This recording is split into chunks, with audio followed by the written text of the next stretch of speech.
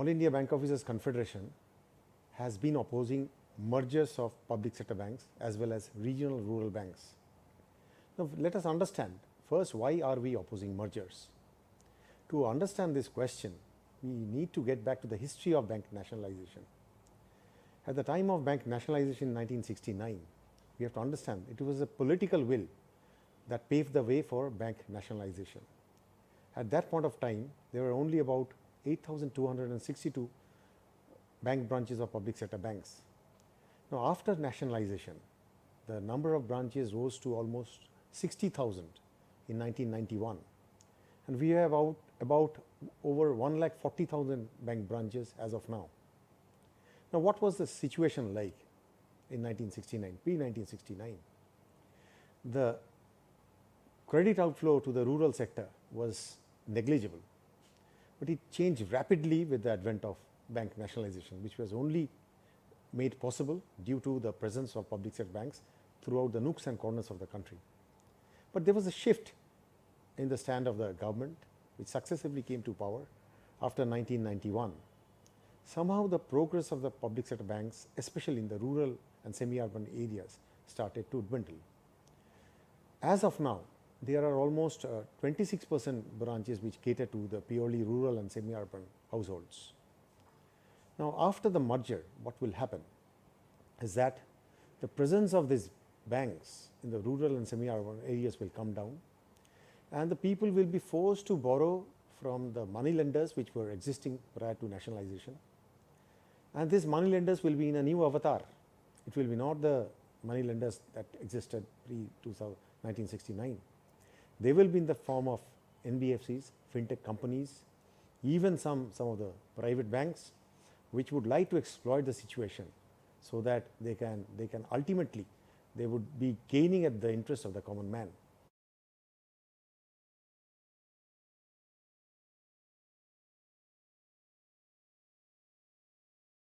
In the banking system today, even after all the derogatory publicity against the public sector banks, even after imposition of PCA on the public sector banks, still today the public sector banks enjoy the confidence of the people. If I am not mistaken, with the numbers, nearly 67% of the total deposits are with the public sector banks. Even today, nearly 63% of the credit is with public sector banks. 65% of the bank branches in the country belong to the public sector banks, and if you add 16% of the bank branches of the RRBs, the number is over 80%. So, despite the attempts of the government to weaken the public sector banks, the people of the country, they repose their fullest trust and confidence on public sector banks. And this is what the government does not like. They want to hand over the entire banking system to the corporates who are trying to make inroads into the banking system. They are waiting in the wings, and we cannot let that happen. As a conscious trade union, All India Bank Officers Confederation, which is the dominant force in the banking industry today, we urge upon all our stakeholders to join our fight, to hold the flag of the public sector banks high, because our livelihood, our survival, the progress of the nation depends on the public sector banks, the lifeline of the nation.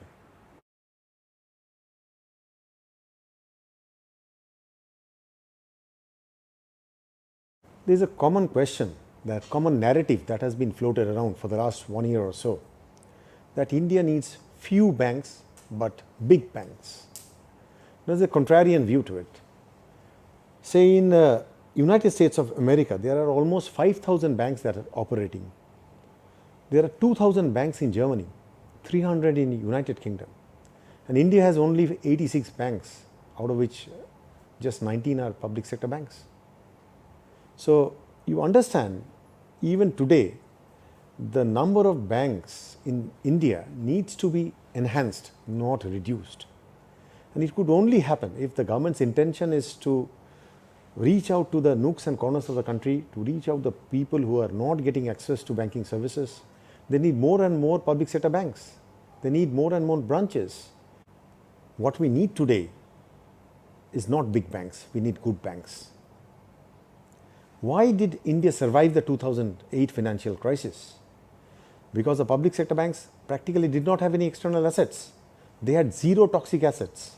One particular private bank had external assets. They had taken a hit. That is why India was saved. The banking system was saved because of the structure of the public sector banks.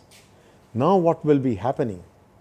That once again, these banks will be forced to own external assets, forced to invest in toxic assets. And whenever, if any, financial crisis comes, we could see history repeating in our own country. So that is why we have to oppose these mergers. We don't need so-called big banks. We need good banks with good governance.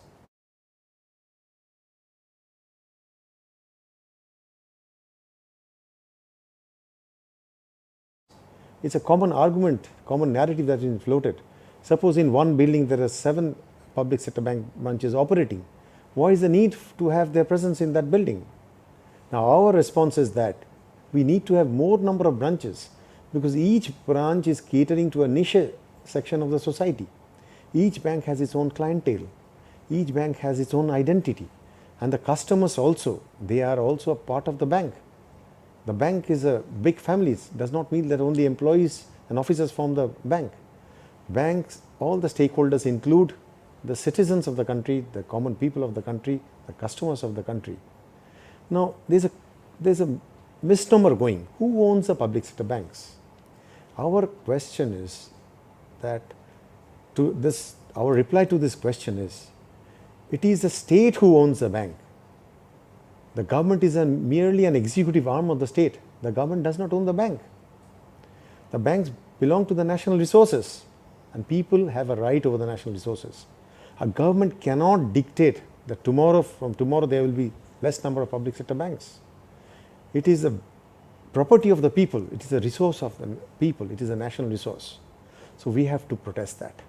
And for that protest, we have to build a consciousness amongst people that if the public sector banks are not there, what would be the possible fallout? The first and foremost is the interest rates will be going up, the service charges will be going up for the common people. They will have to pay more for the bank services. That is already happening in some parts of the country, where some of the banks are charging exorbitant rates of interest. The payment banks are catering to a certain section, the fintech companies. They are all going to cater to the common people of the country, the poor, agriculturists, the self-help groups, the women, the students, the small businessmen, the small MSMEs, that they will be forced to borrow at a higher rate. The government is bringing the interest rates down. It is affecting the interests of the common people, the senior citizens who are totally dependent on the banks for their livelihood. They have no other means to generate income. Now, who is getting the lion's share of the credit? That we have to ask. Is the reduction of the rate of interest going to really benefit the common people, or to the corporates who are enjoying substantial funds from the banks? Now, if you analyze the growth of capital formation of the past few years vis-a-vis the rise of NPA, you will find that gross capital formation is coming down while gross NPA is going up. What does that signify? It means that the corporates are looting the public sector banks. What is happening in the name of haircuts? The top corporates who are defaulters, their assets are being sold at a pittance. Say an exposure of 600 crore is being sold out at merely 40 or 45 crore. So somebody is buying those assets at a throwaway price. So it's a win-win situation for the corporates. On one hand, those corporates who were the borrowers, they are declaring themselves the defaulters, and they do not have to pay the bank's dues. So whatever they have, their assets are found to be, they are being purchased almost at a throwaway price by another corporate. So it's a win-win situation. Who is losing out? The people of the country are losing out because the national resources of the banks are being looted. So we have to resist that. We have to build this consciousness amongst our people that it is a united fight against the policies of the government. We are not fighting the policies of any particular party. Across a period of time, over a period of time, we have been fighting the policies of the government against the interest of the common man, against the interest of the banks, public sector banks, against the interest of the public sector, irrespective of the fact whichever party was in power. So our fight is against the policies. We are a non-political organization. We are proud to be. We are fiercely proud that we are a non-political organization, and our interest to serve the interest of the common man, for which it is our appeal to the common man, join our fight. This is not only the fight of the bank employees alone. 10 lakh bank employees cannot fight alone. We have to fight with the people. Everybody has to come together to oppose this draconian retrograde decision of privatizing the public sector banks. This is only a precursor. This amalgamation is a precursor. Ultimate aim of the government is to hand over the public sector banks to the owners which owned them before 1969. The business houses which owned the bank were not at all happy when their banks were nationalized and made the property of the state. Now they want their banks back. They want their banks back in their own hands. So that is why this is the narrative that we have to tell the people, that look, the business houses which own the banks, they are wanting it back. And whatever policies the government is floating, whatever narrative that is being floated around, it is actually for the corporates who are waiting in the wings to grab the public sector banks from the public. From the public means from the common man of the country who actually are the owners of the public sector banks.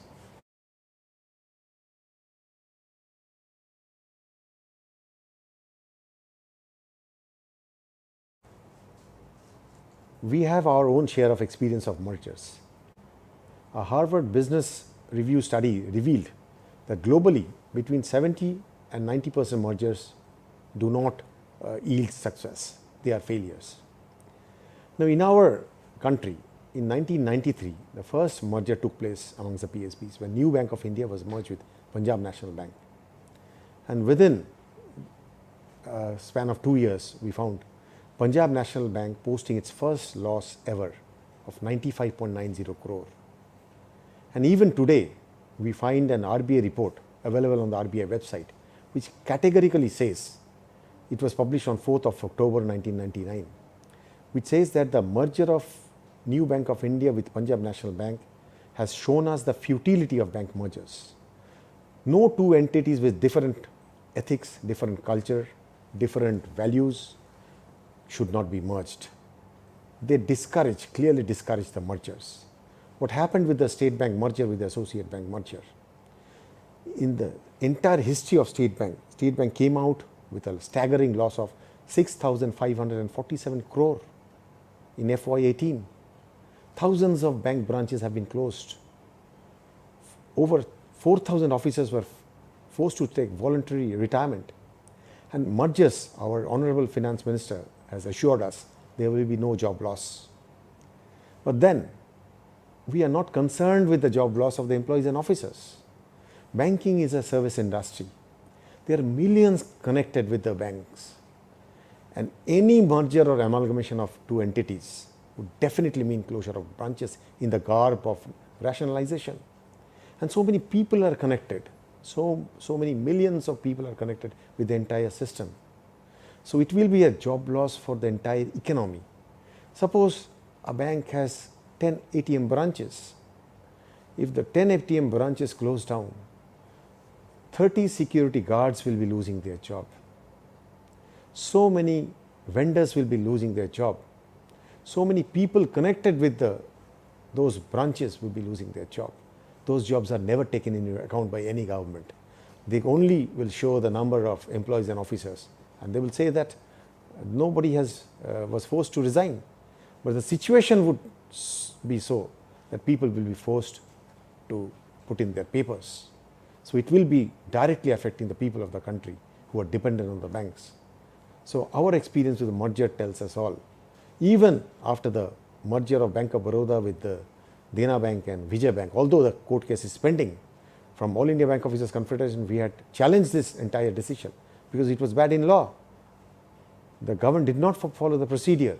The correct procedure is The two bank boards should meet independently and should take decisions. What we saw on September of 17, 2018 was repeated on 30th of August 2019 when the finance minister came out with a proposal of mergers. And this time they have been different. They say that no, this is a proposal which the bank's boards will have to take a decision. Already two banks boards have met. The board of Punjab National Bank have met. Union Bank board, they have met. They have endorsed the decision of the government. It's a mockery to the independence of the bank's boards. That is what we had questioned. The same boards are not giving us mandate for the salary revision. They say that it is the decision of the boards. And here we find that as soon as the Honorable Finance Minister announces a decision, the bank's board go overboard to endorse it.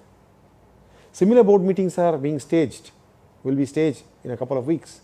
We have written to each and every board member of all the 10 banks that are being involved in this entire so-called amalgamation process to ask their conscience whether it is good for the nation or whether they are merely surrendering to the diktat imposed upon by the government. That is the question we have posed. And once again, through this communication, we are once again appealing to the conscience of the board members.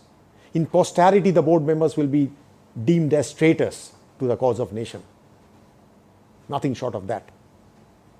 They are acting only for their self-interest. We know the positions of MDs of 4 banks are lying vacant. And people have aspirations. They put their individual aspirations over the interests of the nation.